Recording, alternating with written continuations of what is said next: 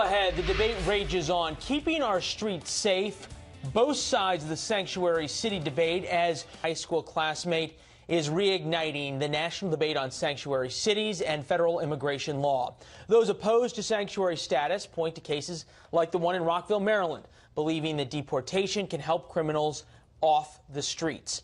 According to the Migration Policy Institute, more than 800,000, or roughly 7% of all illegal immigrants in the United States, have a criminal conviction. Those in favor of sanctuary cities say mass deportations tear apart families, waste tax dollars, and isolate the most vulnerable. Here for his opinion, Texas Attorney General Ken Paxton. Mr. Attorney General, good to see you, sir. We'll get to this debate on sanctuary cities in a minute. I first wanted you to weigh in on the Maryland case. And we learned late this week and through the weekend that these two young men, 18 and 17, who were accused in this brutal rape, were in federal immigration custody for a period of time. How long, we don't know. But there is Henry Sanchez, Jose Montana, who we do not have a picture of. But the feds had them and let them go. And you think about that for a second and you go, oh, that kind of makes sense. Maybe they were released for some reason. And then you stop for a second and you go, how does that possibly jibe with enforcing federal immigration law, that there are two people who are here illegally and then they let them go from Texas, where they were caught, up to Maryland? I have no idea. It makes no sense to me. It makes no sense why any elected official, any appointed official, anybody responsible for our children would allow this to happen in our school. And you're putting at risk all of our children. Who is it allowing this to happen? Is this a policy from the Obama administration? Has this been around for a long time? What's happening here? Who's at fault? Well, apparently, I mean, it looks like to me you got some federal involvement, but you also have local involvement, because you have certain cities, as we've talked about, that are sanctuary cities, certain areas that are sanctuary cities, and they're allowing this behavior to occur, and it's creating huge risks for our kids.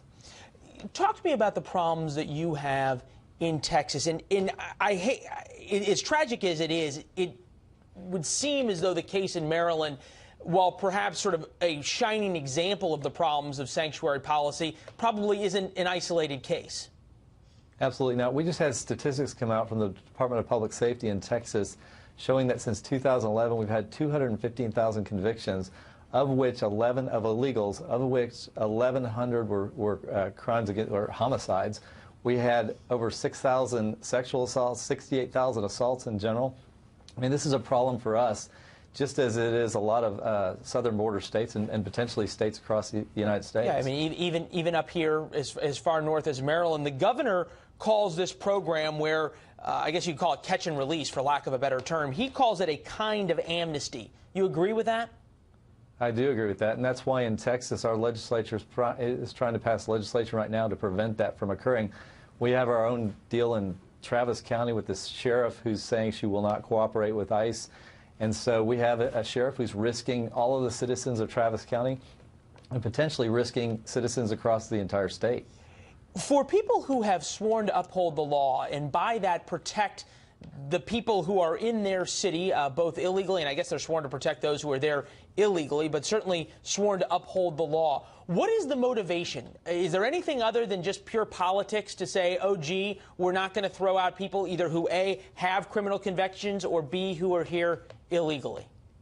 I don't understand the motivation, because I can't see any benefit to, for instance, the citizens of Travis County. What benefit do they get by allowing illegals who have committed crimes to stay in our county? I don't see an upside to a single taxpayer in Travis County. So it's a really odd position to take, and certainly not one that benefits the people that elected her. Well, the argument that you'll get from the pro-immigration folks or pro-sanctuary city folks is they say, look, if all of a sudden you turn every police force into the immigration police, things aren't going to work out well. There's going to be big distrust. Domestic violence incidents aren't going to get reported. The ability to solve crimes is going to go down because the immigrant population is going to become fearful of the police themselves rather than just of the immigration police. Is that a fair argument, you think? I don't really think it is. I mean, we certainly could try it. I think there's these police officers. We've had this 287G program that I think has worked in the past, and I believe that it could work in the future. I don't see any reason why our police officers couldn't be trained to help ICE do the right thing and deport people that are here illegally. Just so we get an understanding, and I'm going to bring you back to the Rockville case because I know you're not an expert in it, but you're far more of an expert in these issues than I am. The idea that people who are caught, if you will, by the federal immigration authorities and then held and then released into the United States, is that common practice? Does that happen a lot? Is that a problem you all deal with in Texas, or is there some way the Texas Rangers have been able to circumvent that, perhaps something they could do in Maryland? Yeah, so the problem we have border agents, we have our own DPS officers along the border. The problem we have is we can't enforce federal law. So we can arrest somebody and detain them if they've committed a crime against Texas law. But so often the crime really is coming across the border or doing something that's a violation of federal law. We have no authority over that and can't do anything about it. So it's rather frustrating to our officers along the border because we can't actually enforce a lot of the laws that we have nationally. Well, frustrating for them and perhaps dangerous, as we've seen now, at least in a number of incidents for the rest of all of us. Mr. Attorney General, appreciate your time, sir, as always. Hey, have a great day. Good seeing you. Liz?